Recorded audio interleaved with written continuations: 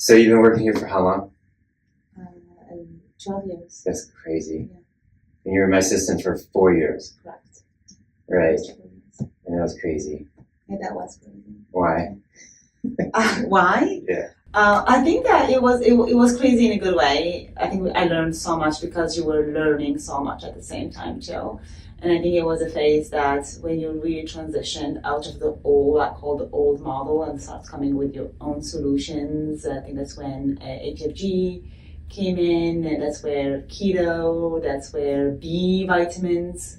So I think it was an era of so much discovery, and I get to have like front row to that. But also that meant that we were in transition period. You had a model that worked for so long and so well, so you had very short visits. And then all of that was happening, all of this education that was happening through you, and we will still have that very short visit. So that also meant that a lot of the load was on the assistant to make sure that the visit is going smoothly, that I felt like we needed to be way more educated. So I allow you to leave the room.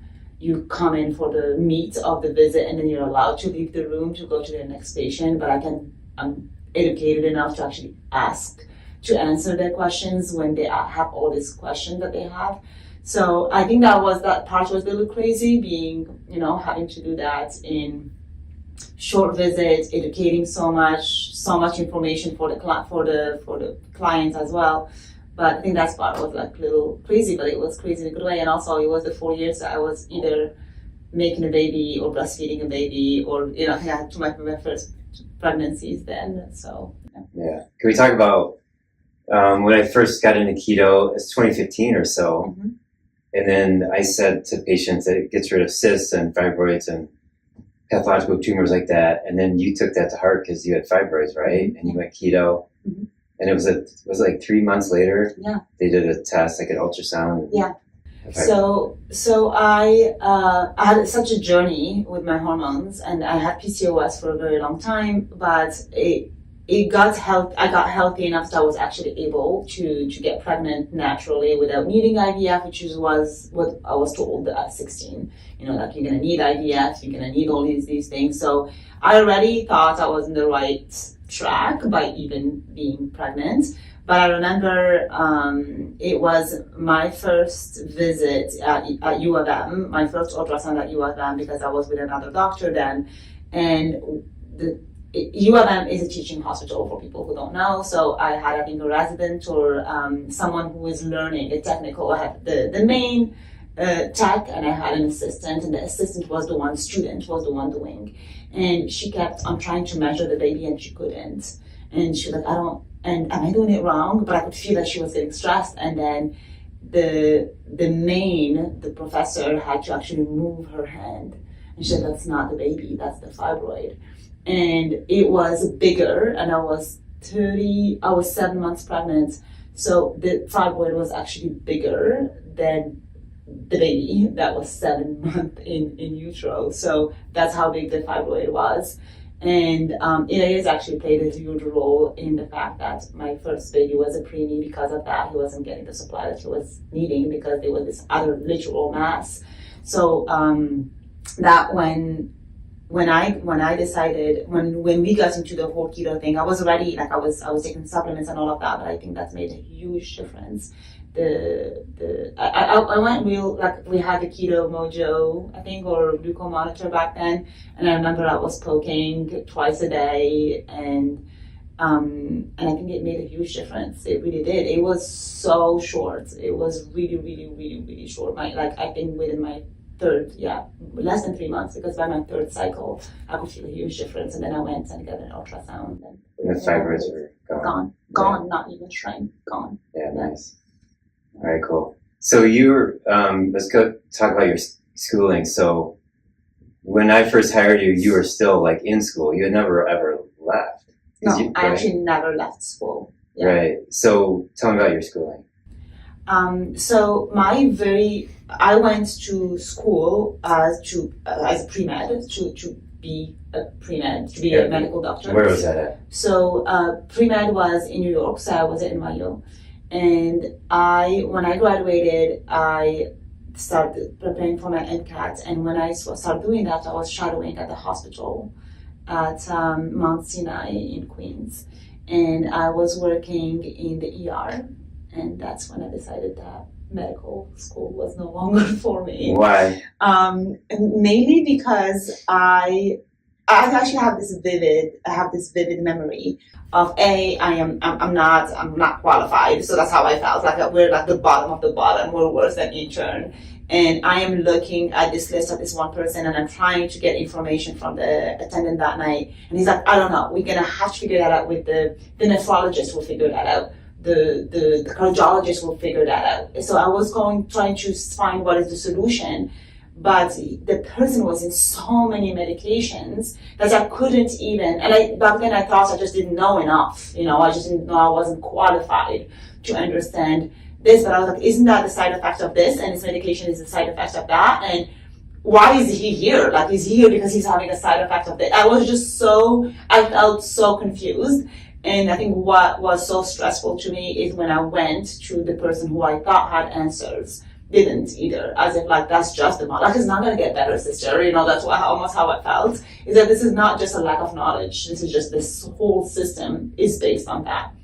I think that's when it clicked for me. I was like, oh, it's not going to get better. Like, I'm not going to suddenly, go to school, finish medical school, and I'm going to be like, oh, now I have all of the answers. No, I won't. It will still be the same game. I still would look as confused. The only difference is that I would be more confident in my confusion and not making my problem, right? I would just be like, the nephrologist will figure that out. The cardiologist will figure that out. And it's something that it's funny enough, it's still frustrating me to this day because I just had the same thing happen yesterday. But it wasn't, but at least I'm not the one causing it, and I have solutions to it. I feel like as a holistic doctor, this is the most important tool we have, is that we base everything in the body always communicates. The cell communicates, the organ communicates, nothing is separate that way. Yeah. So to have been in a system that even the doctors don't communicate, meaning that they are already basing their whole viewpoint on medicine is that the cells don't communicate, the organs don't communicate, that and I think that's what makes the biggest difference, is that there is two school of thoughts. They look at the organs as being very separate and secluded, and things being separate and secluded, and they treat it that way. That's why in that ER, that night in the ER, that's how it felt. So that's not our problem. This is, think as an OR, think as an ER doctor. The OR team thinks as an OR team. Their main PCP thinks as a PCP, and so there is that compartmentalized type of thing that very quickly wasn't for me. I was on a podcast with a couple of medical doctors, and the one said that he was young and as an intern or whatever, and there was a patient dying in the ICU, and the cardiologist said, well, he's not dying from heart disease, and the nephrologist was saying he's not dying from kidney disease, and like all the doctors were like, well, it's not my fault, it's not my specialty. Mm-hmm. But it's like the guy's still dying. So you mentioned the European naturopathic school. Give me the background in your European naturopathic medicine. So I did both. I did the US, the one in the US, Trinity Health. So that was 4 years, but I also it was longer schooling. It was 6 years of, they are considered like just holistic. They call it naturopathic school, but it's a holistic school, and it goes over different naturopathies, one of them, herbology is one of them. Where is it based at? It's in France. France? Yeah. Okay, and you're from where? I'm from Morocco. Okay, and you lived in France for a while? As a child, not as an adult, yeah. So the French naturopathic school, and then the American naturopathic school called Trinity. Yeah. All right, nice. And then so your final school year was graduating from Trinity then? Yes, as far as naturopathic schooling goes, yeah. Yeah. What year was that? 2018. 2018. So tell me, like, in your history, when you decided to go into healthcare, like, what made you decide that? What was going on in your mind when you made that decision? To go into healthcare? Yeah, healthcare in general. Oh, yeah. I mean, I think that my dad was a pediatrician, and he lived his whole life based on healthcare. Like, that was his whole life. He did, even outside of seeing patients, he did humanitarian work, he taught, he was a professor. He was involved in a lot of organizations. So I think that healthcare was not my dad's job. It was definitely like his life. So it was 50% of our household was that, like it wasn't just something like my dad goes to and comes back. It was just how we lived as a family. And I got involved in Operation Smile back then for the Cliff Palate. And so my dad was working with them, and I started going on volunteer trips. And I think that's what made me fall in love with healthcare. I think also I was always interested as a child. I was that child that, like, almost to a fault now, but didn't have problems taking any medication. Like, I was just like, oh, I understand this is good for me, this is good for my body, and I was always interested in how things work. Like, if my dad explained to me why I needed to take something, then it made sense, and then I would take it. So, and when I started working with Operation Smile, I think that was the fascinating part. It was like, oh my God, the impact that this has in people's life. And of course, it's extreme impact, right? People comes in with Cliff Palate and horror stories, and especially these are kids usually from very secluded areas, family from very secluded area who's never seen Cliff Palate before. They think their kids is possessed. Like, there is all of this cultural aspect to it. And then you walk in, you come in for 5 days, they come to your OR, they leave, and everyone's life has changed. Not just the child, not just the quality of life, not just they can now breastfeed or eat, or that was the whole family. They don't have a freak in their family anymore. Like, there's all of this social weight, and you just play the role in that. And I think that I think more than healthcare, looking back now, is more about that impact. I think that's what I really said when I want to do that. I want to play that role in someone's life one day. So that's what got me into healthcare. Nice. So getting back to when you're at Mount Sinai and you saw this disconnect where there's, various doctors treating various systems or organs, but missing the whole point. Then you went to naturopathic school. No, I didn't do that right away. I actually started thinking, I still wanted to be in healthcare, but I did not know that there was holistic care. So I had no idea that there was such a thing as holistic care. So I decided to go back to do my master. I really like psychology, so I went back to my master for psychology. But my undergrad was a double master in, I double majored in pre-med, and I had enough classes, so I had biochemistry as my second major. And I did psychology, and I was like, I don't know how I feel about that. But at the same time, I was still doing a lot of health training. So I did a certification for type 1 diabetes for kids. And then I started being really fascinated by nutrition, actually, that time. So I was, maybe I'm going to go back to school and be a nutritionist. I think that's what psychology actually was got me into nutrition, because when I was doing my master in psychology, I was really interested in cases of eating disorders and seeing that, and in that I started understanding that there is a link actually between the gut and the mind, that it's the eating disorder does not always start here, it also starts here. So I started being really interested in nutrition.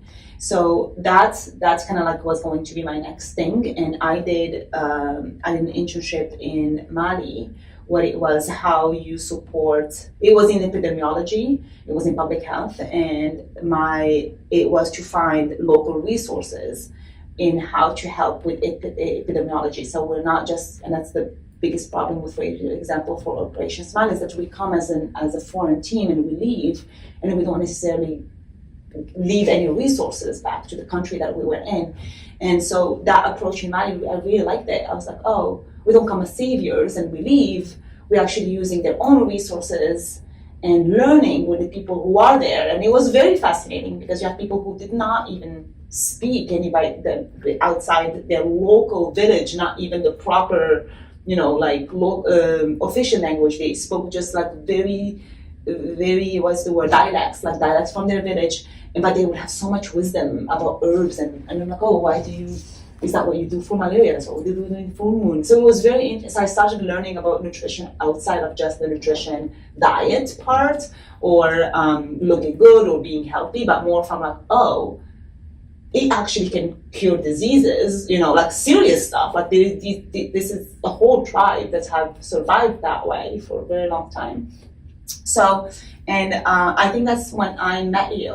When I came here, I remember in our interview, I said, I want to, now that my parents are no longer paying for school, and I have to be the one paying for my own schooling, I want to try the nutrition for diseases before I go back to school. My plan was to go back to school to do public health in epidemiology. So that was my plan, and then that's what I remember. That's what I mentioned before I invest in. So you started working here, like the goal was to be just an employee, right? Like front desk. Or no, assistant. the goal was always to be a practitioner. Oh, okay. But I did not. I don't know if I was going to be a practitioner here.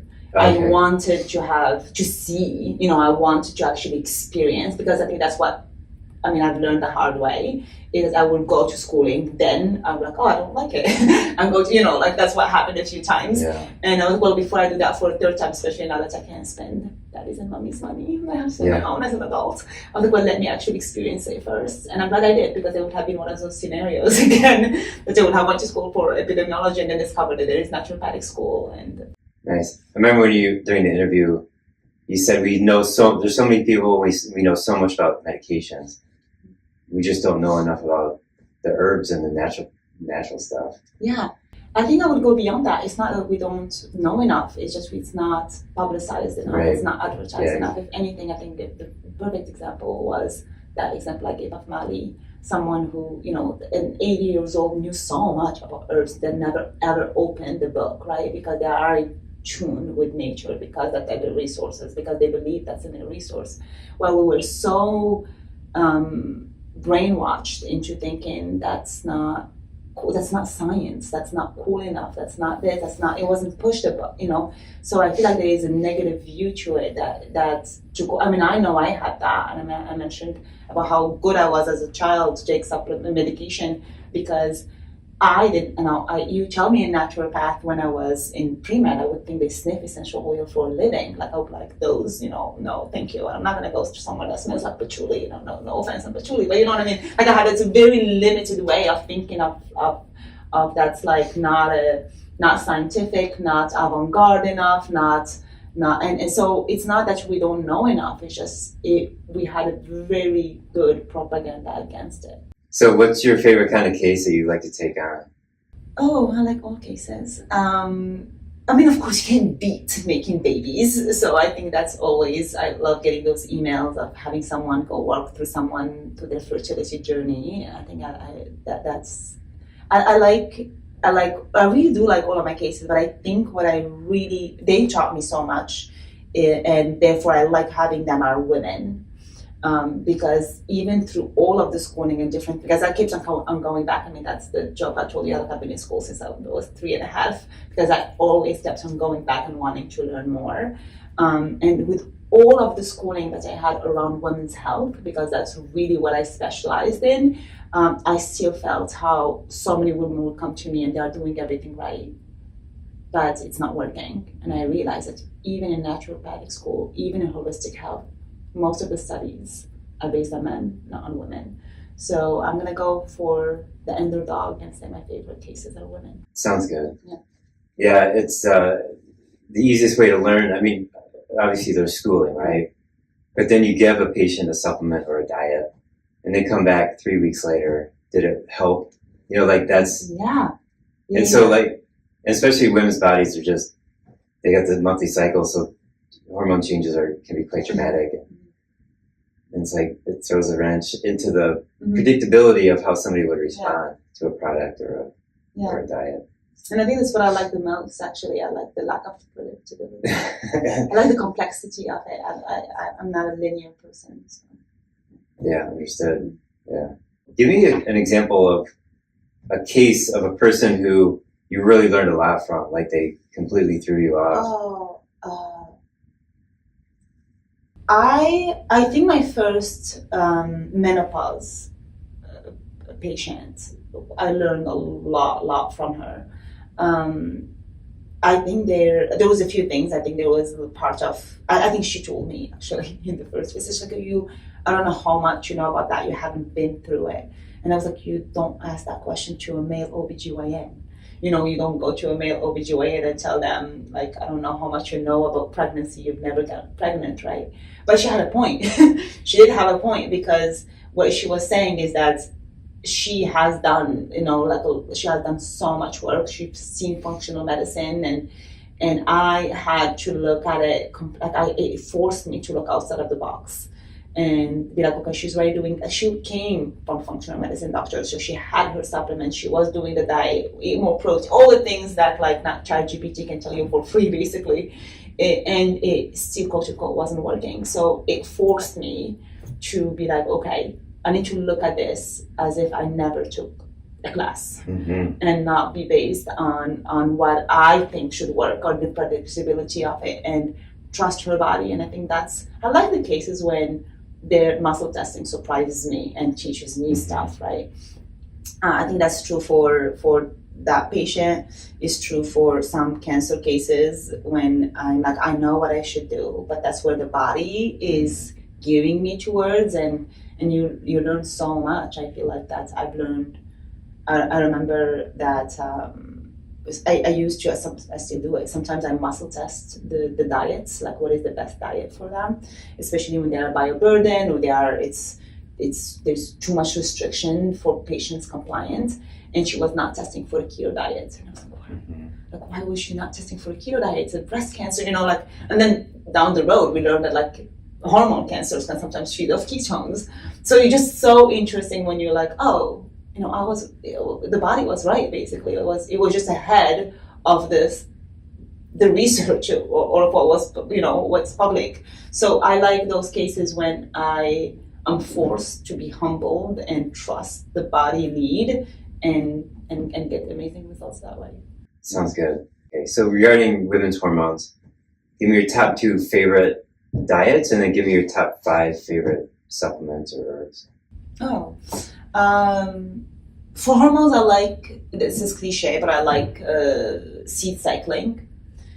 So I like giving women, incorporate seed cycling, especially if when they are still menstruating. So I like that. What is cycling? Seed mean? Cycling. So they alternate between different type of seeds, like pumpkin. As a supplement or just eating the seeds? As eating, as part of I've their never diet. Yeah. You see, Yeah. Men practitioner. But yeah, so I like that one a lot. And the second one that I find that women tend to respond to is antifungal diets, even when there is no fungal, because I think that I find women can do long-term low carbs, and I've learned that also. Like I came from keto, changed my life, right? So, and I want to implement that to everyone, but it wasn't necessarily true. So I find that antifungal can act like a really good reset diet for the first, and so that would be my second favorite. So let's get back to the seed cycling. So basics would be, I'm guessing, the different seeds have different types of fats, the omega-6s, right? Different form of fat and different form of vitamins. So high in vitamin E, high in vitamin zinc, like high in vitamin B, high in zinc. So different form of what they need in different type of their cycle, but it's neat that they can just incorporate. So I like it for 2 reasons, because it helps them being aware of their cycle. I think I think half the hurdle is actually getting women to be in touch with their cycle in a society that like try to suppress it so much. Let's not talk about it. Let's not worry about it. How can we get you through the day when you have it? That's all that matters, productivity. So having them back into that, being in touch of that, I think it's helpful doing it that way. You can also do it with supplements. You can do different supplements at different times, and there's different companies that do it that way. They send kits to do it that way. But yes, that's what it does. It helps with things that are more focused on high in inositol, choline, and they will be more focused to help with the follicular phase and get you geared up for ovulation. And then there were different type of seed that would help more with the luteal phase. Is this easily searchable online? Yes, Okay, and nice. I can give you a PDF that I use. Okay, thanks. And then what about your top 5 best supplements for different hormonal situations?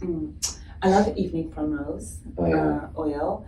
I like cycling, cohosh and and maca. Black cohosh. Yeah, black cohosh and maca. So it's alternating them. I think I sell the most Dim Detox. Dim Detox, right, which is a broccoli extract for hormonal the liver. detox, yeah. I like the combo of inositol and choline. Yeah. So those I've been really liking core nutrients lately. Which is a combination of B vitamins for mitochondrial function. Yes, but also a lot of minerals that, sometimes giving that to the patient can help me a lot with not putting them in 7 different supplements at the same time. And it really works with how the endocrine system communicates. So, nice, core nutrition. Yeah, exactly. So I really like that one. What about glandulars, like the standard process glandulars? Or many herbs? Yeah. Many herbs, so I mentioned evening primrose. Oh, yeah. I think that's one of my top ones. I like wild yam. I like, especially for the adrenals,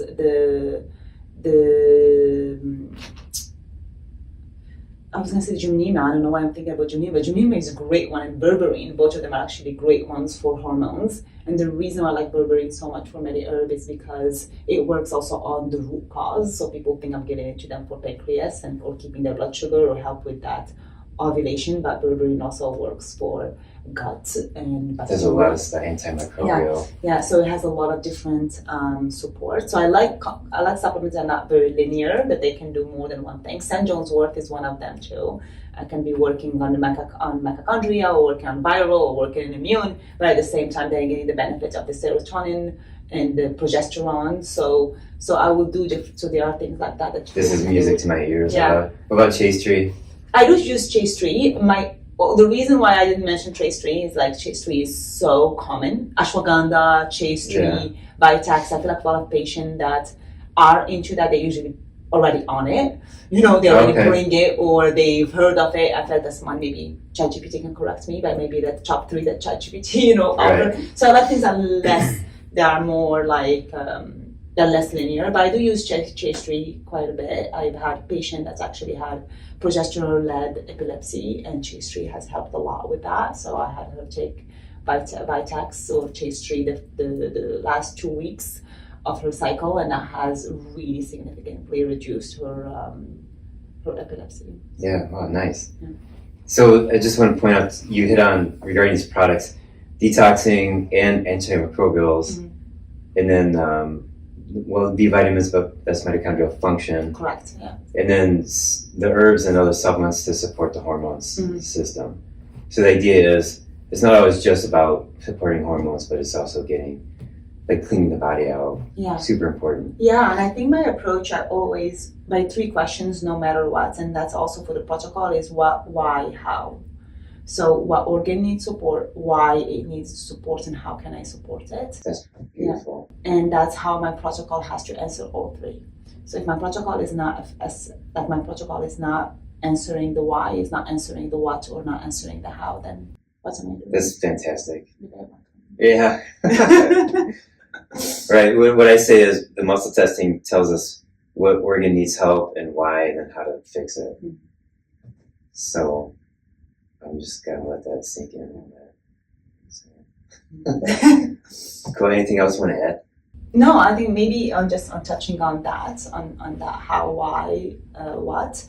I think to me, I feel like the new pandemic that we're seeing, especially with so much knowledge that is available for almost too many people, with social media, with AI and all of that, is actually I see some practices or even some patient going into natural health the same way they went into medical model or allopathic medicine. Allopathic medicine, which is symptom support. Right, addressing the symptoms. And I think that's I call it playing MD with herbs. You're actually not thinking differently, and that's why I said I don't always love the linear approach, because again, choline may not be the first thing someone thinks about for thyroid, but if you did not support the liver and you don't know why you're supporting the liver and all of it, so that I think that is the parts that I love so much about what we do here is that there isn't. It's very tailored to what the body needs, but also it's not the fluff around. It's really about getting through that root cause, and also in a lot of that getting to the root cause is also the education of the patient. You know, like we always say, doctor does mean teacher, and that's part of our job is to educate, because that's also part of the root cause. An educated patient, an educated patient is probably what got them here in the first place. Is that they were not educated. They don't have a system that educates the patient well enough. So when we start teaching them that way, I see it. I love when I get an email from clients and that says, when I saw them, they're like, this and this happened, but then I remember what you said that last time, and I adjusted accordingly, and then it went away, so I never emailed you. You know, like I'm like, oh, amazing, that's exactly what I want you to do. Like it's that self-sovereignty back to the client, and I think it's just so important, because then you're teaching them a skill that goes beyond your office. Right. Yeah, it's good.